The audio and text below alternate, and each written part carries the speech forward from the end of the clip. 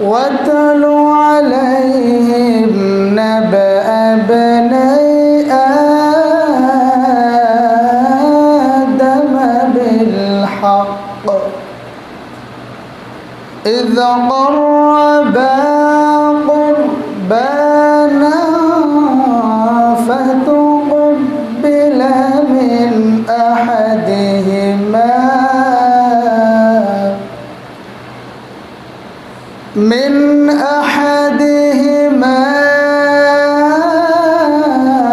ولم يتقبل من الآخر قال إنما يتقبل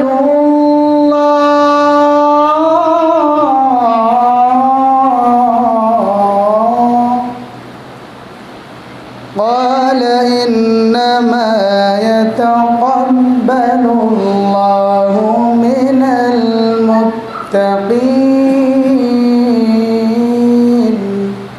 আসুন আজকে যে আয়াতে কারিম আমি তেলাওয়াত করেছি, এই আয়াতের ভিতরে আল্লাহ তাআলা মানব সভ্যতার, মানব ইতিহাসে প্রথম কুরবানির কথা আল্লাহ উল্লেখ করেছে, বিশ্ববাসীকে জানিয়েছে। সূরা মায়েদার ২৭ নম্বর আয়াত আমি আপনাদের সামনে তেলাওয়াত করেছি। ৫ নম্বর সূরা আল মায়েদার ২৭ নম্বর আয়াত। সূরাটার নাম সূরা আল মায়েদা। নামটা কি বললাম? সবাই বলেন, কি বললাম? মায়েদা। মায়েদা মানে দস্তরখানা।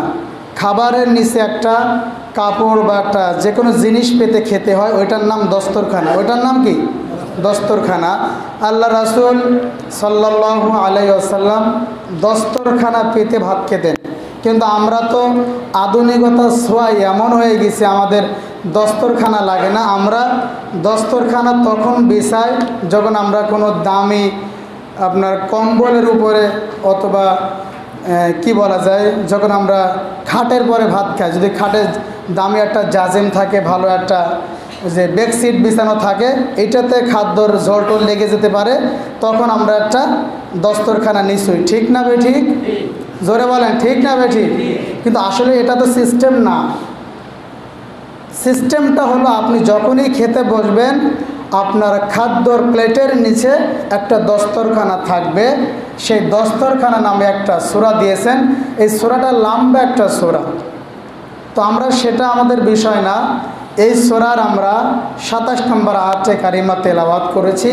এখানে আল্লাহ তাআলা তার নবীর মাধ্যমে গোটা জাতির কাছে, গোটা বিশ্ববাসীর কাছে কুরবানির প্রথম ইতিহাসটা উঠিয়ে ধরেছেন। তো আমরা কুরবানির আগ পর্যন্ত কুরবানির ইতিহাস, কুরবানি কাদের উপরে ওয়াজিব, কারা কুরবানি করবে, তারপরে কুরবানির টুকটাক মাসআলাগুলো বিষয় নিয়ে আমরা জুমার আলোচনায় বলার চেষ্টা করব। ওমা তাওফীকি ইল্লা বিল্লাহ। সম্মানিত হাজিরিন, আসুন আমরা আয়াতের দিকে যাই। আল্লাহ তাআলা কি বলছে দেখেন। আল্লাহ তাআলা বলছেন ওয়াতলু আলাইহিম, নবী আপনি পাঠ করে শোনান। ওয়াতলু এটা ফেলে আমরের সিগা। আল্লাহ তাআলা আদেশ করছেন আপনি পাঠ করে শোনান। আলাইহিম নাবা, সেই সমস্ত ঘটনাগুলো, সেই সমস্ত ইতিহাসগুলা, আদমা বিল হক, আদম আলাইহিস সালামের দুই পুত্র, বিল হক, যে ঘটনাটা সত্য ঘটনা। সুবহানাল্লাহ পড়েন।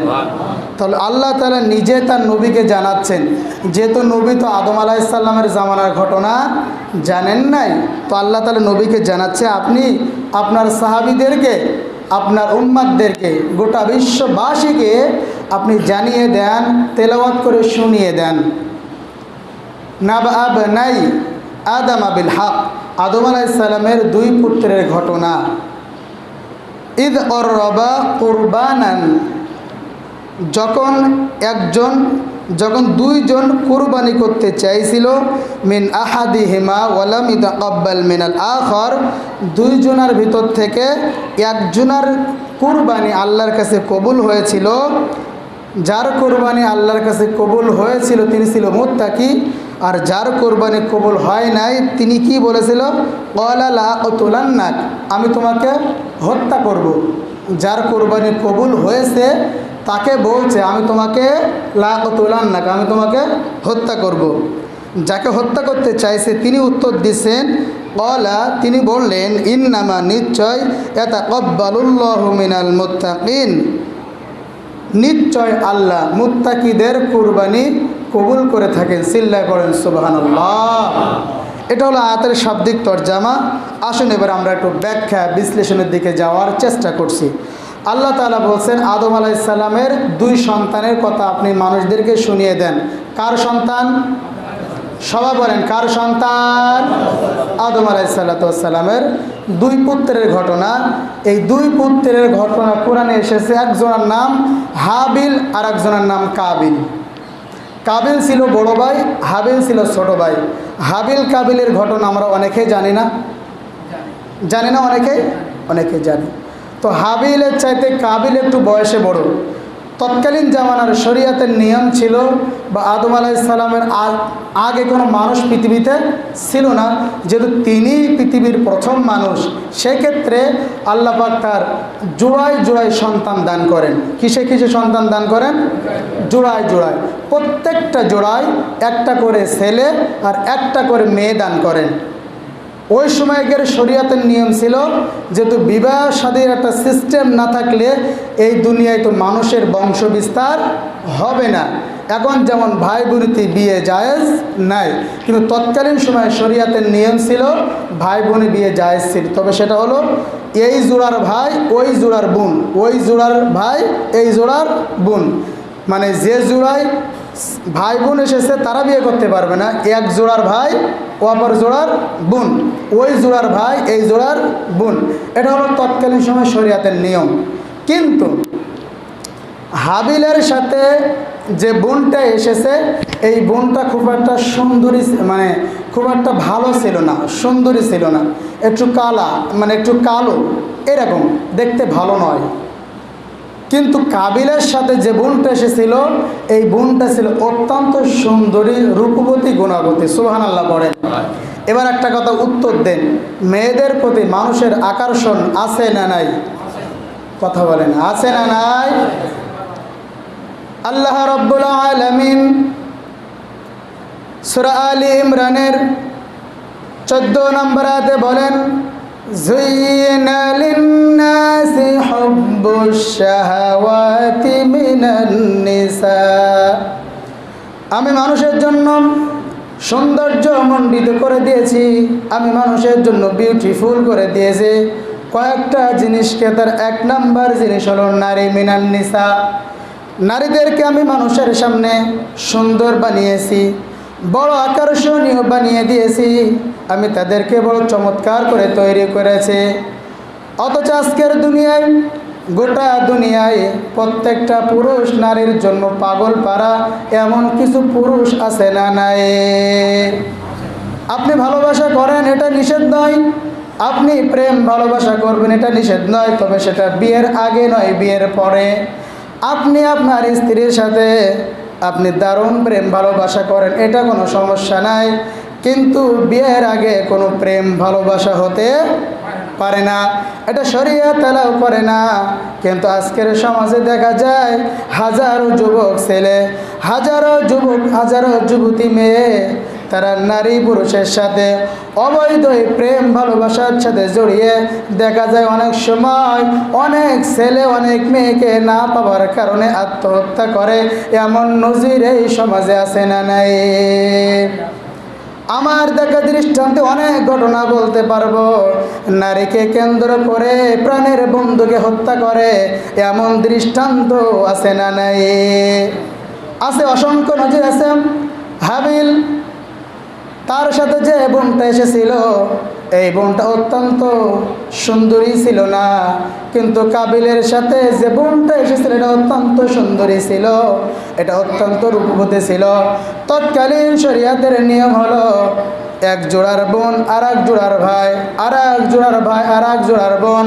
সেই হিসাবে কাবিলের সাথে বিয়ে হবে হাবিলের সাথে যে বোনটা এসেছে এর সাথে, আর হাবিলের সাথে যে বোনটা এসেছে এর বিয়ে হবে কাবিলের সাথে। কাবিল কি করলাম? কাবিলকে যখন বলা হলো হাবিলের সাথে যে বোনটা এসেছে তুমি তাকে বিয়ে করো, কাবিল দেখলো না না, এটা হতে পারে না, আমার জোড়ায় যে মেয়েটা এসেছে, আমার জোড়ায় যে বোনটা এসেছে তো অত্যন্ত সুন্দরে, হাবিলের সাথে যে বোনটা এসেছে এর চেহারা ভালো না।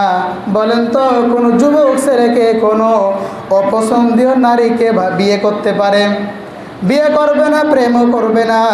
আজকের একটা সমাজে ট্রেডিশনাল দেখা যায়, এই ট্রেডিশনাল কীভাবে বন্ধ করবেন জানা নাই। আজকের সমাজে ছেলে মেয়ে বিয়ে হবে বলে ছেলের বোনাই যায়, ছেলের দাদা যায়, ছেলের পছন্দে বিয়ে হবে না, ছেলের বোনার পছন্দ বিয়ে হবে। এরকম সমাজ আমাদের আছে না নাই? কথা বলা লাগবে, আছে না নাই? ভালো করে বুঝবেন, বাস্তব ভিত্তিক কাজ করতে হবে। কারণ কোরআনটা হলো অ্যান্টিবায়োটিক। কোরআনটা কি? কথা বলে না। কোরআনটা কি? জোরে বলেন, কোরআনটা কি? অ্যান্টিবায়োটিক। ভালো করে বুঝবেন, ওষুধ তো অ্যান্টিবায়োটিকে আছে, আবার কি বলে আপনার যেটা খালি মোটা হয়, কি ওষুধ বলে এটা? কি ওষুধ বলে বলেন, যেটা খালি মোটা হয়? ভিটামিন।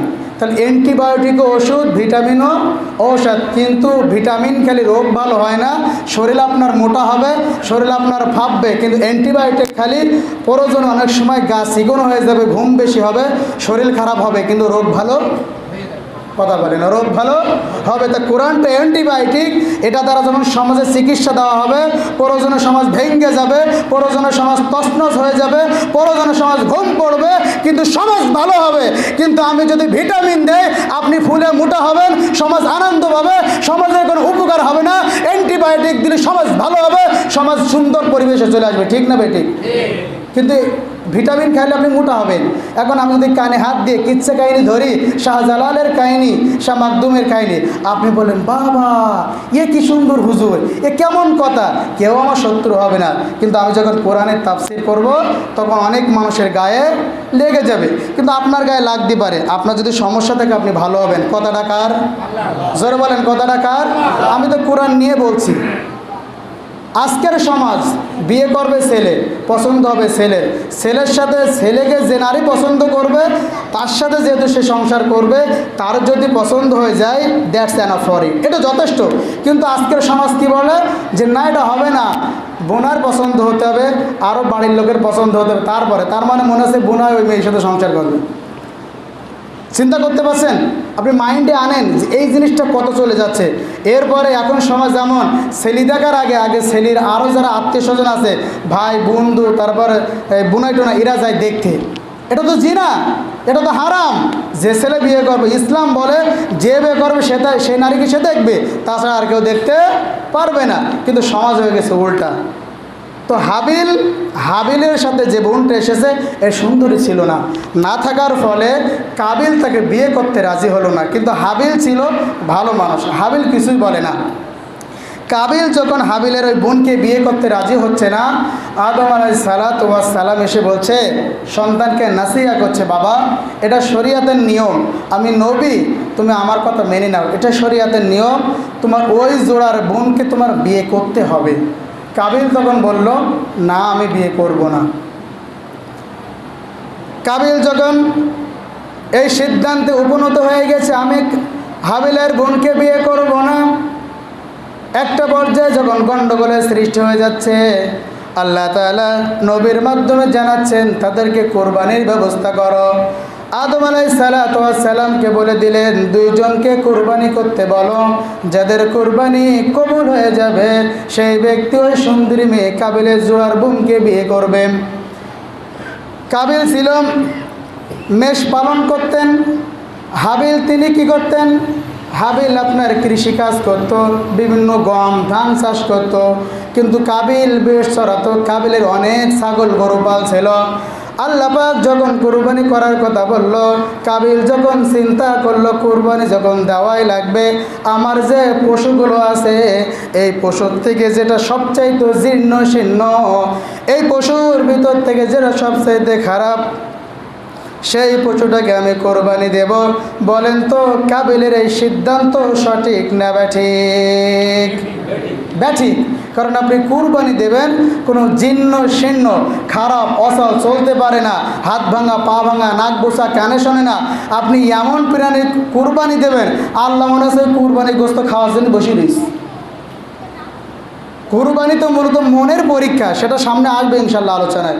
যখন ইসমাইল আলাইহিসসালামের আলোচনা ধরব তখন বুঝতে পারবেন কুরবানি আসলে পশুর না মনের, এটা তখন আমি বুঝাবো ইনশাল্লাহ। তো কাবিলের এই সিদ্ধান্তটা সঠিক ছিল না যে আমি কোরবানি করব, তার উচিত ছিল সবচেয়ে হুষ্টপুষ্ট সবচেয়ে ভালোটা কোরবানি করব। কাবিল চিন্তা করেছে এটা তো ভস্য হয়ে যাবে। তৎকালীন শরিয়াতের একটা নিয়ম ছিল, যার কোরবানি কবুল হয়ে যাবে উপর থেকে আগুনের ঝলক এসে তার পশুটাকে বা কোরবানি করার জন্য যে বস্তুটা দিয়েছে ওই বস্তুটাকে জ্বালিয়ে দেবে। কাবিল চিন্তা করেছে যদি আমার কোরবানি কবুল হয় তাহলে তো এই পশুটা জ্বলে যাবে, মরে যাবে, ছাই হয়ে যাবে, অতএব ভালো কোনো জিনিস দিয়ে লাভ নাই, খারাপ জিনিসটাই দেই। আর হাবিল কি করল?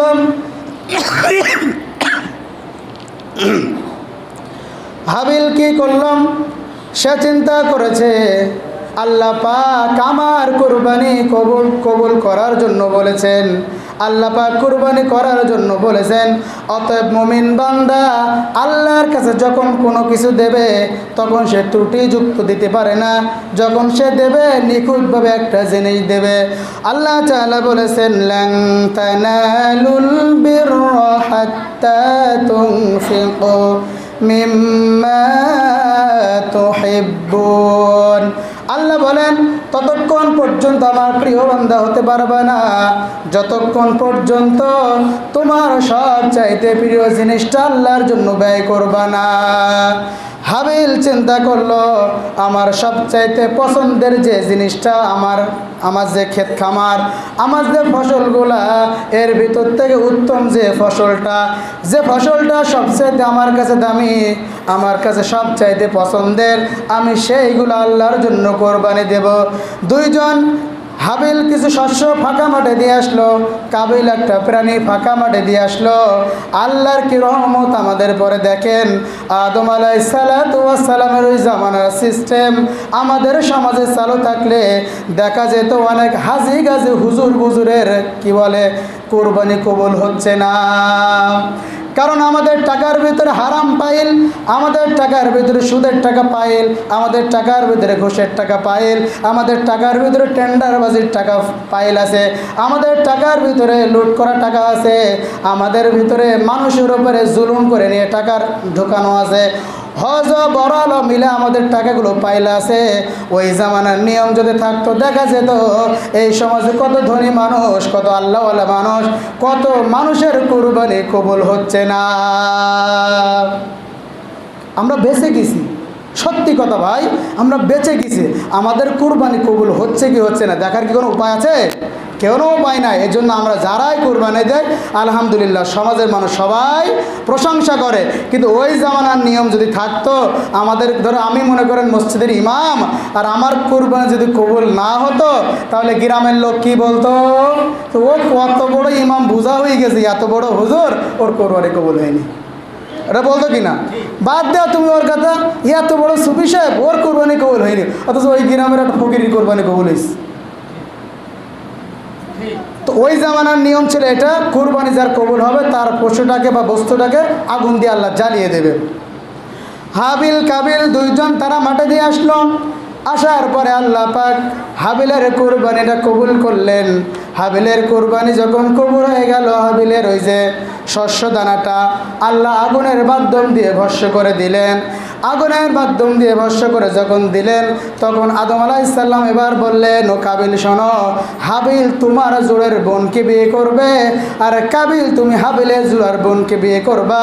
এবার বলেন তো কাবিল যে এই পর্যন্ত এসেছে শুধু ওই মেয়েকে বিয়ে করবে না বলে, আবার সেই মেয়ে আবার ঘাড়ে চেপে গেছে, কাবিলের রাগ কম হবে না বেশি হবে?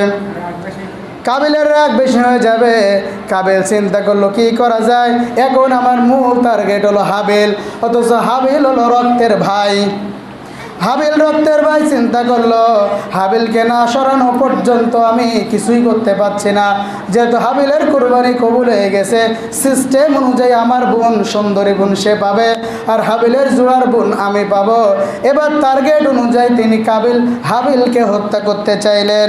আল্লাহ তাআলা সেই কথাটা কত উঠাই দিয়েছেন। আল্লাহ বলেন, কাবিল সেই দিন বলেছিল, ক্বালা লা আকতুলান্নাক, আমি তোমাকে হত্যা করতে চাই, আমি তোমাকে দুনিয়া থেকে বিদায় করতে চাই। কারণ আমি তোমাকে দুনিয়া থেকে বিদায় করে দিলে, তুমি যখন আমার পথের কাঁটা হয়ে দাঁড়িয়েছো, আমি তোমাকে সরাই দিতে পারলে আমার জোড়ার বোনকে আমি বিয়ে করতে পারবো। দেখবেন, আপনি যখন কোনো কাজ করবেন, আপনার পথের কাঁটা যিনি হবে, আপনি তাকে কি কমে ছেড়ে দেবেন? জোরে বলেন, কমে ছেড়ে দেবেন? যে দেখেন, একটা মানে বোঝানোর জন্য একটা কথা বলছি। মনে করেন একটা প্রতিষ্ঠানের শিক্ষক নিয়োগ হবে।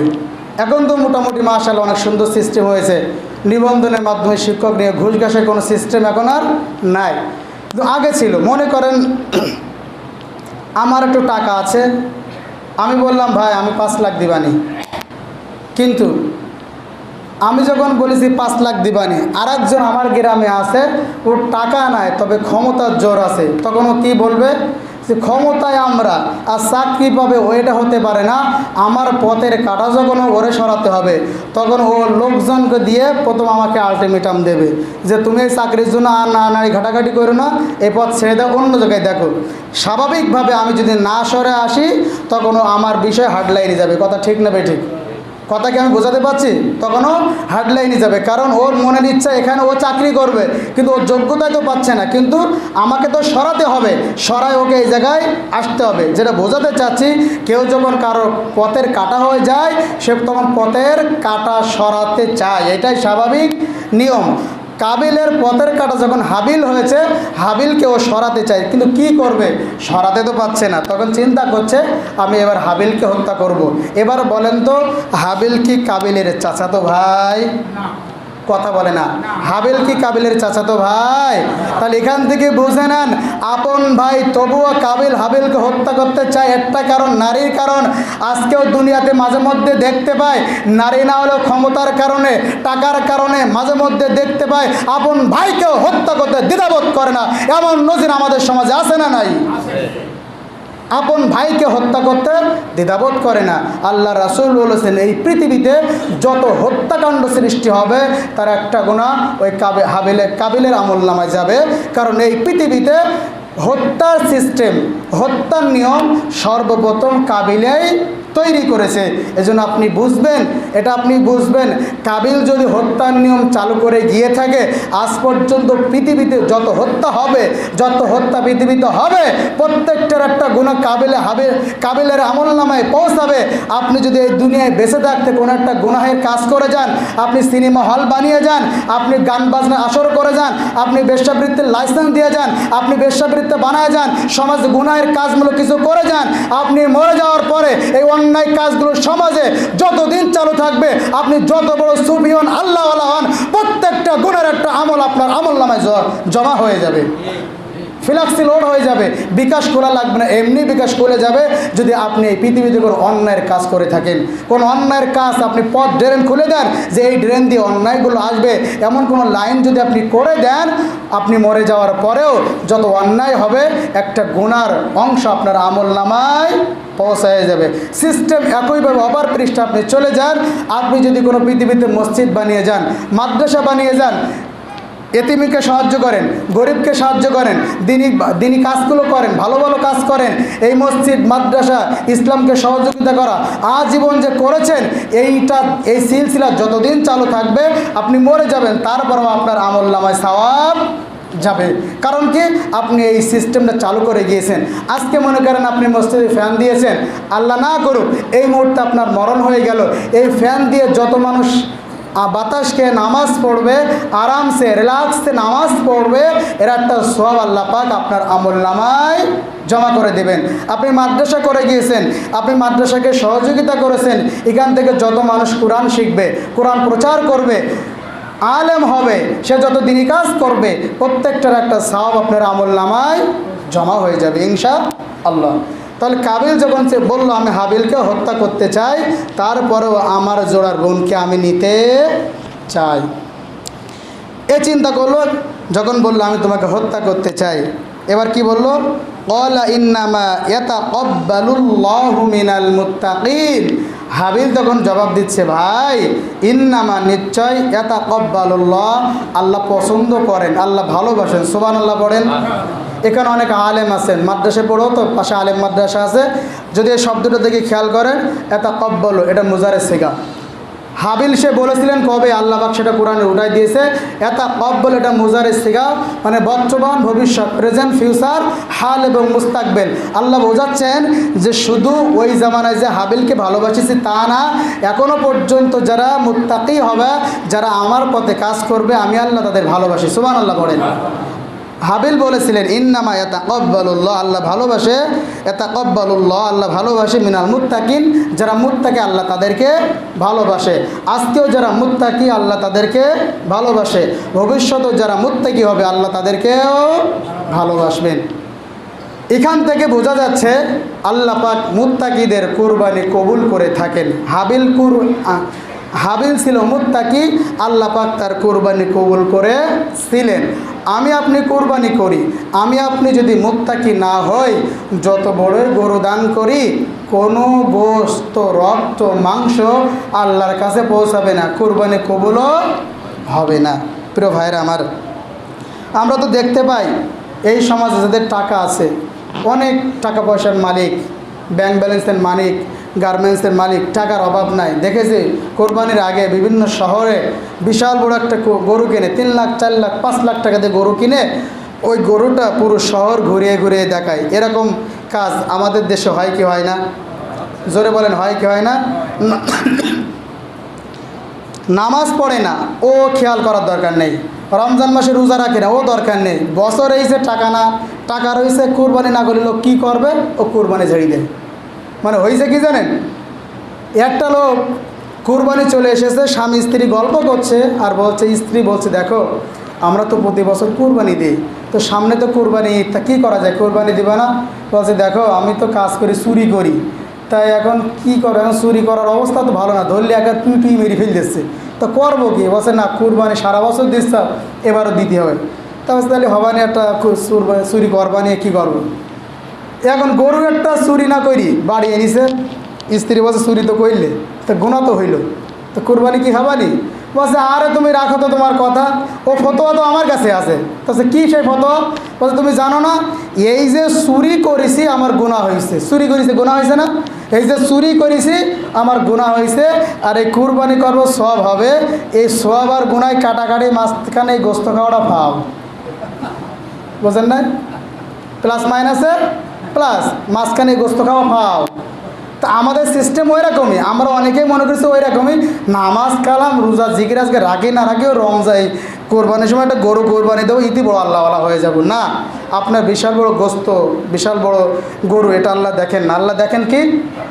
সূরা হজ্জের ভিতরে আল্লাহ বলেছেন, লা ইয়ানালাল্লাহু লুহুমুহা ওয়ালা দিমাউহা ওয়ালাকিন ইয়ানালুহু তাকওয়া মিনকুম। আল্লাহ বলেন তোমাদের রক্ত, গোস্ত, মাংস আমি দেখি না, আমি দেখি তোমাদের তাকওয়া, আমি দেখি তোমাদের অন্তর, তোমরা কোন নিয়তে কুরবানি দিচ্ছ এটা আমি আল্লাহ দেখি। সুবহানাল্লাহ বলেন। এবার যখন খেয়াল করেন, হাবিল যখন বলল আল্লাহ মুত্তাকিদের ভালোবাসেন, সাথে সাথে কাবিল এবার কি করলো? হাবিল বলল লাইম বাসাত্তা ইলাইয়া ইয়াদাকা লিতাকতুলানি মা আনা বিবাসিতি ইয়াদিয়া ইলাইকা লিআকতুলাক। কাবিল যখন বলল আমি তোমাকে হত্যা করব, হাবিল যখন বলল তুমি যদি আমাকে হত্যা করার জন্য তোমার হাতটাকে সম্প্রসারিত করে দাও, এর বিনিময়ে আমি তোমাকে হত্যা করব না, এর বিনিময়ে আমি তোমাকে মারব না। কেন মারব না? ইন্নী আখাফুল্লাহ রাব্বাল আলামিন, আমি আমার আল্লাহকে ভয় করি, আমি আমার আল্লাহকে ভয় করে চলি। অতএব তুমি যদি আমাকে হত্যাও করো, আমি তোমাকে হত্যা করব না। কোনো মুমিন কাউকে হত্যা করতে পারে না। জোরে বলেন, হত্যা করতে পারে? কোনো মুমিন কাউকে হত্যা করতে পারে না। আমি মুমিন, আমি তোমাকে হত্যা করতে পারি না। এবার যখন এই কথাগুলো হচ্ছে, হাবিল এবার তার ভাইকে বলছে, ভাই তুমি তো আমার প্রাণের ভাই, এক বাবার ঔরসে আমরা জন্ম, এক মায়েরই আমরা সন্তান, তুমি যে নারীর কারণে আমাকে হত্যা করতে চাও, ও ভাই তুমি শোনো, ইন্নী উরিদু আন তাবুআ বিইসমি ওয়া ইসমিকা ফাতাকুনা মিন আসহাবিন নার ওয়া যালিকা জাযাউয যালিমিন। হাবিল বলছেন, আমি চাই আমার গুনাহ তোমার গুনাহ তুমি বহন করে নিয়ে যাচ্ছ আর তুমি জাহান্নামে চলে যাবা, এটাই হলো জালেমদের প্রতিদান। তুমি যে আমাকে হত্যা করবা, তুমি জালেম হয়ে যাবা, এটা মারাত্মক অন্যায় গুনাহের কাজ। আমি চাই আমার পাপের বোঝা আর তোমার পাপের বোঝা তুমি কাঁধে করে বহন করো, এর বিনিময়ে কিয়ামতের দিন তুমি জাহান্নামে যাও। এরপরে যখন কাবিল হাবিলকে হত্যা করে ফেললো, আপন ভাই রক্তের ভাই হাবিলকে হত্যা করে ফেললো, কাবিল চিন্তা করছে ভাইকে তো হত্যা করলাম, কি করব। এই ভাইকে সাগরে ভাসায় দেব না মাটির তলে পুঁতে দেব, কি করবে। মাটি কেমনে দিতে হয় এটাও তো জানা নাই, কারণ পৃথিবীর প্রথম মানুষ আদম, তার সন্তান হাবিল কাবিল, এখনও তো কেউ মরে নাই। মানুষ মাটি দেওয়ার সিস্টেম কি তখন তো কেউ জানে না। দেখেন আমরা যে মানুষ মাটি দেয় এটা কোথা থেকে এসেছে, কাবিল কিভাবে শিখলো আয়াত থেকে জানা যাবে। হাবিল যখন হত্যা হয়ে গেল, কাবিল চিন্তা করছে আমার ভাইকে আমি কিভাবে মাটি দেব। আল্লাহ পাক তখন একটা কাক পাঠিয়ে দিলেন। কাক আমরা চিনি কি চিনি না? কাক আল্লাহ পাঠিয়ে দিলেন, সেই কথা আল্লাহ বলেন, ফাবাআসাল্লাহু গুরাবান ইয়াবহাসু ফিল আরদ। আল্লাহ জমিনে একটা গোরাব পাঠালেন, একটা কাক পাঠালেন। একটা কাক আর একটা কাককে মেরে ফেলে দিয়ে মাটি সরিয়ে কাককে চাপা দিয়ে মাটি দিলেন।